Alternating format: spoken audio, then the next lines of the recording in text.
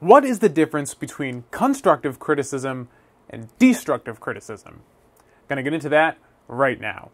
So, I recently got a YouTube comment from a fellow rebel, Caredwin, who, in response to my video on negative comments, said this.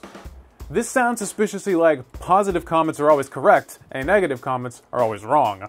Are you looking for feedback or validation? You can't have it both ways if you're automatically dismissing anything but praise, and doing so invalidates the praise as well as the criticism. Sometimes you, and I, and everyone out there do asshole things, or do a crappy job. You don't get to ignore getting called on it just because you don't feel like it. If you ask for feedback, sometimes you're gonna find people saying what you did sucked, or what you did was wrong. And guess what? Sometimes that feedback is spot on. In the interest of full disclosure, note that there was a bit more to this comment, but I pulled the main points out that Caredwin was making for the interest of time.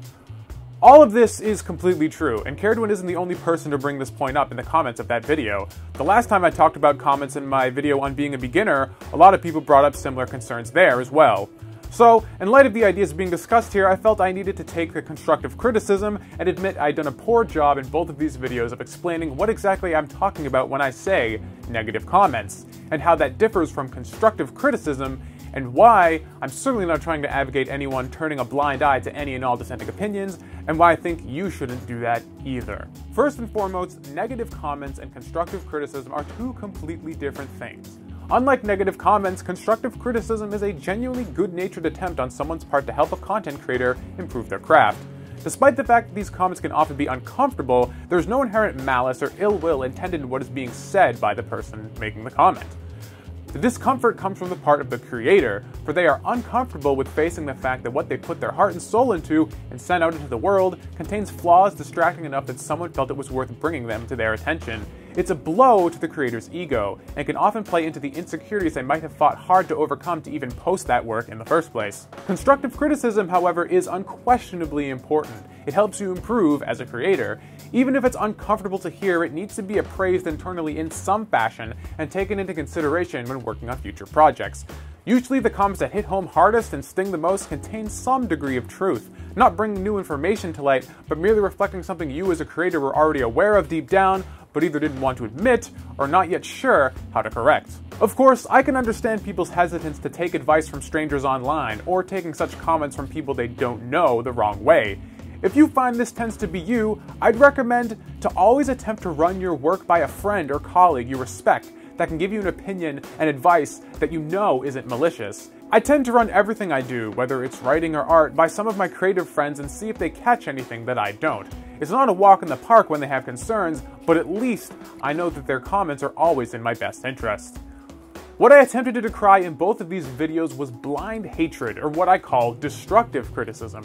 Words chosen not to help content creators, but to hurt them personally because the commenter, as a viewer, didn't find the work personally gratifying. I think that destructive criticism is always uncalled for. It doesn't help the artist grow, and just shows poor character on the part of the commenter.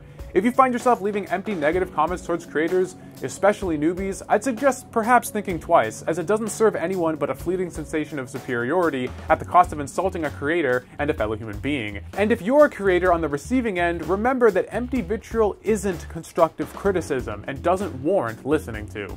A related concern kind of branching off this topic was voiced by Elfo64, who mentions, among other things, that empty praise is just as worthless as empty condemnation, and I'd have to politely disagree, or at least add a small addendum.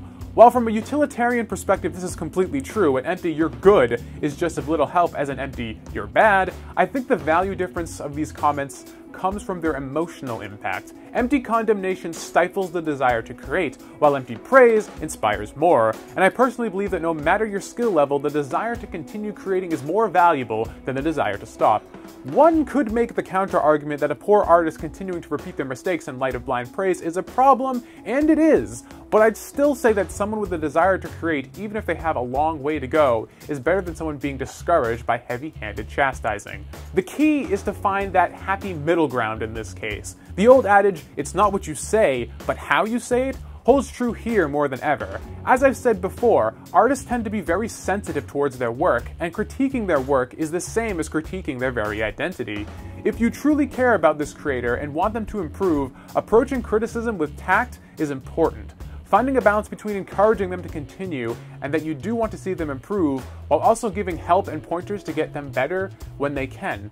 Because most artists who are beginners, or even more experienced creators who still have weak points in their craft, know full well what they are, and that they're there. 99% of the time you aren't revealing some hidden flaw in their craft by bringing this aspect of their work up. No one in the comment section is probably giving them a harder time about their faults than they themselves are.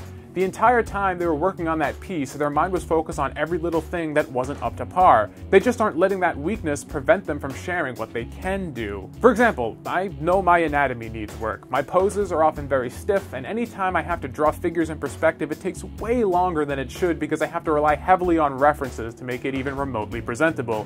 I'm working on improving this every day. Every morning before I do anything else, I do about 10 minutes or so of quick figure drawing to get me more comfortable with anatomy, and improvement is slowly beginning to seep into my work. But just because I'm not perfect doesn't mean I'm going to let that stop me from creating. I appreciate when people try to offer me advice on my weak points, ways I can improve my anatomy, or better my line art, or improve my coloring, or make my dialogue tighter. This is helpful.